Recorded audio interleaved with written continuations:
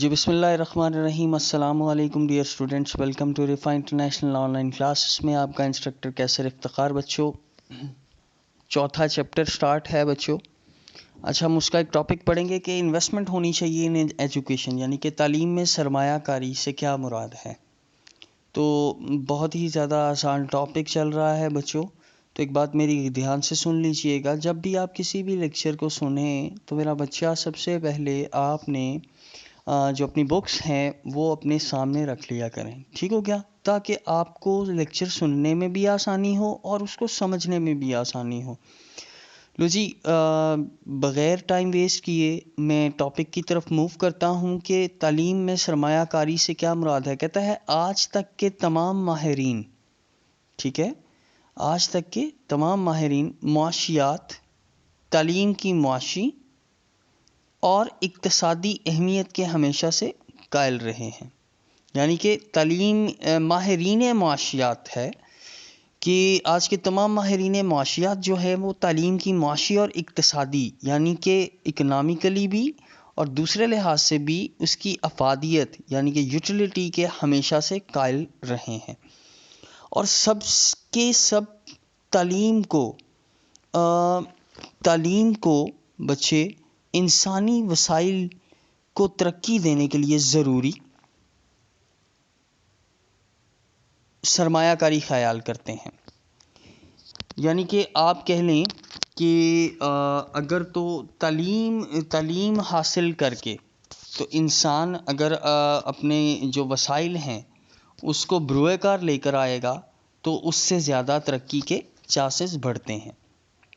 ان کے نزدیک تعلیم کسی بھی ملک و معاشرے کی معاشی ترقی کے لیے انسانی وسائل اور بنیادی ڈھانچہ فراہم کرتی ہے. یہ بات تو کلیئر ہو گئی کہ تعلیم جو ہے وہ معاشرے جو ہے اس کی معاشی ترقی کے لیے اور انسانی وسائل اور بنیادی ڈھانچہ فراہم کرتی ہے. یعنی کہ جو تعلیم ہے وہ معاشرتی ترقی کے لیے انسانی وسائل یعنی کہ انسان وہ جو محنت کر کے آگے آیا ہے اور بنیادی ڈھانچہ فراہم کرتی ہے.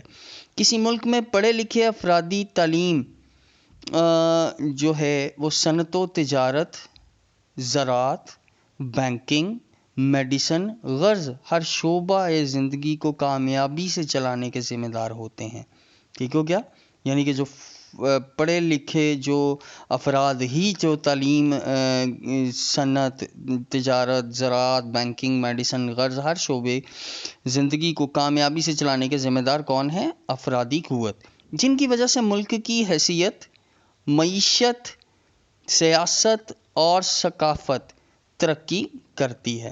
افراد جس قدر بہتر تعلیم یافتہ ہوں گے اس قدر ہی ملک کا بنیادی ڈھانچہ مضبوط ہوگا اور اتنا ہی زیادہ ملک ترقی کرے گا. ٹھیک ہو گیا؟ یعنی کہ ایک تعلیم یافتہ انسان ہی جو ہے اپنے ملک کو ترقی کی طرف گامزن کر سکتا ہے.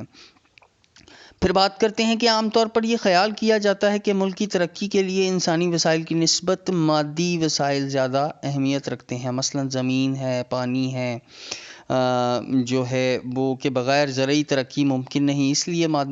اسی طرح معدنیات کے بغیر صنعتی ترقی مشکل ہے.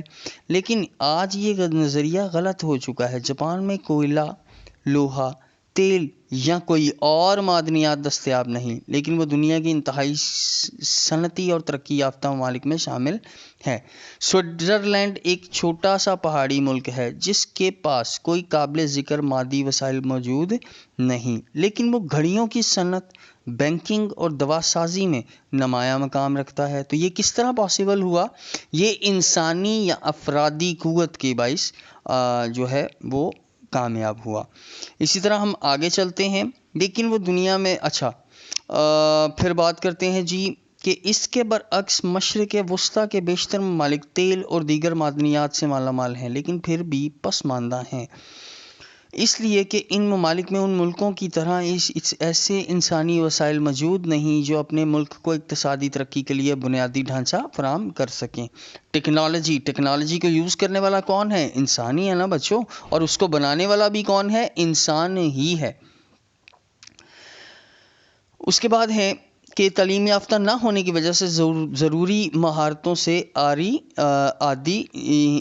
ہیں، یعنی کہ ان کو ان مہارتوں کو یوٹیلائز کرنا ہی نہیں آتا کیونکہ وہ پڑھ لکھ کر آگے آئے نہیں۔ اس لیے تمام ترقیاتی اور تعمیراتی کاموں کے لیے ضروری تعلیمی پس منظر رکھنے والی تربیت یافتہ افرادی قوت کو درآمد کیا گیا ہے، کیونکہ تعلیم یافتہ افرادی قوت کے بغیر انسانی وسائل سے بھی فائدہ نہیں اٹھایا جا سکتا، اور انسانی وسائل کو صرف تعلیم کے ذریعے ہی ترقی دی جا سکتی ہے۔ تعلیم ہی سب لوگوں کو ہی مہارتیں سکھائی جا سکتی ہیں، تعلیم ہی کی وجہ سے، جو ملک کی معیشت کو بہتر بناتی اور ترقی دیتی ہے۔ یعنی کہ یہ تمام تر جتنی بھی ٹیکنالوجیز ہیں بنائی بھی انسانوں نے ہیں اور اس کو استعمال بھی انسان ہی کر رہا ہے، اور اس کی جو ملک کی معیشت کو بہتر بنانے میں جو چیزیں کام آئیں گی وہ بھی انسان ہی کے بدولت ہیں۔ اسی لیے تعلیم کو آج کے دور میں بالکل صحیح طور پر سب سے زیادہ اہم سرمایہ کاری تصور کیا جاتا ہے۔ پاکستان کا شمار ابھی تک ترقی پذیر یعنی کہ انڈر ڈیولپنگ کنٹری بھی بول سکتے ہو اس کو، ترقی پذیر ممالک کی صف میں ہی ہوتا ہے۔ ملک کا معاشرتی ڈھانچہ ملک کی معاشی ترقی کے لیے ضروری بنیادیں فراہم نہیں کر پا رہا۔ ملک کی معیشت کو بہتر بنانے اور لوگوں کو معاشی حالت کو بہتر بنانے کے لیے ضروری ہے کہ ملک میں معاشرتی اور اس کے بعد جو ہے علاقائی ہے، مذہبی ہے، ہم آہنگی جو ہو صرف اور صرف تعلیم ہی کے ذریعے ممکن ہے۔ قومی یکجہتی کے بغیر سماجی اور اقتصادی ترقی کا خواب پورا ادھورا ہی رہتا ہے، یعنی کہ پورا نہیں ہو سکتا۔ لہٰذا معاشرتی ڈھانچے میں تبدیلیاں لائے بغیر ہم اپنے ہاں سے غربت، بھوک، بیماری اور جہالت کا خاتمہ نہیں کر سکتے۔ ٹھیک ہو گیا؟ یعنی کہ بغیر تعلیم کے اس کے لیے لوگوں کو سوچ اور رویوں کو بدلنا ہوگا، جو صرف اور صرف تعلیم ہی کے ذریعے ممکن ہے۔ لہٰذا تعلیم ہی بالواسطہ معاشی طور پر فائدہ مند ثابت ہوتی ہے۔ اسی طرح تعلیم کو عام کرنے کے لیے وسائل کی ضرورت ہوتی ہے۔ یونیسکو کی سفارشات کے مطابق ترقی پذیر ممالک کو مجموعی قومی آمدنی کا کم از کم 4% تعلیم پر خرچ کرنا چاہیے، یعنی کہ اتنا ایک جو ہے کہ تاکہ جو ہے آپ کا ملک ترقی کر سکے، کیونکہ یہی سرمایہ کاری ملک کی اقتصادی ترقی میں بنیادی کردار ادا کرتی ہے۔ پاکستان میں اقوام متحدہ کی تحقیقات کے مطابق حقیقی شرح خواندگی بھی بہت زیادہ نہیں ہے، جبکہ اس میں اضافے کے لیے مزید سرمایہ کاری کی ضرورت ہے۔